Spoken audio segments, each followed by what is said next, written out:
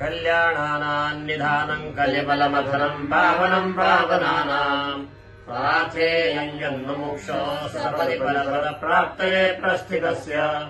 विश्रामस्थानमेकम् कविबलवचसाम् जीवनम् सज्जनानाम् वीरम् धर्मद्रुमस्य प्रभवतु भवताम् भूतये राम नाम भूतये राम नाम ध्यायेन्मल्लारिदेवम् कनकगिरिनिभम् भालसाभूषिताङ्गम्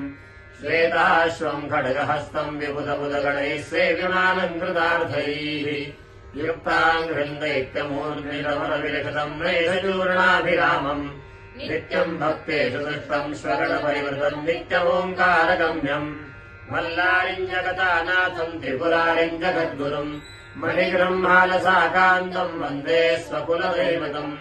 ध्यायेन्नित्यम् महेशम् रजतगिरिनिभम् चारुचन्द्रावतंसम् रत्नाकलकोज्ज्वलाङ्गम् परशमृगवराभीतिहस्तम् प्रसन्नम् पद्मासीनम् समन्तास्तुतमवरगणैराघकृत्यम् वसानम्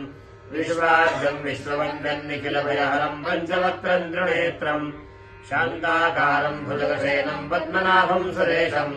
विश्वाधारम् गगनसदृशम् मेघवर्णम् शुभाङ्गम् लक्ष्मीकान्तम् कमलनयनम् योगिभिर्ध्यानगम्यम् वन्दे विष्णुम् भवभयहरम् सर्वलोकैकनाथम् विद्युद्दामसमप्रभाम् मृगपतिस्कन्धस्थिराम् भीषणाम् कन्याभिः करवालखेटविलसद्भस्राविरासेविताम् हस्तैश्चक्रधरालिखेट विशिखांश्चापङ्गुणम् तर्जनीम् विघ्राणामनलात्मिकाम् शशिधराम् दुर्गाम् त्रिनेत्राम् भजे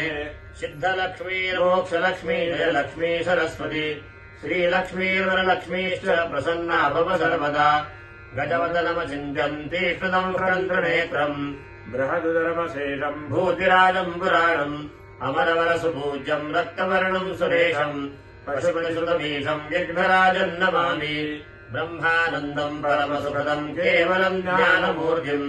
द्वन्द्वातीतम् गगनसदृशम् तत्त्वमस्यादिलक्ष्यम् एकन्नित्यम् विमलमचलम् सर्वधी साक्षिभूतम् भावातीतम् त्रिगुणरहितम् सद्गुरुम् तन्नमामि गुरुर्ब्रह्मा गुरुर्विष्णुर्गुरुर्देवो महेश्वरः गुरुः साक्षात् परब्रह्म तस्मै श्रीगुरवे नमः।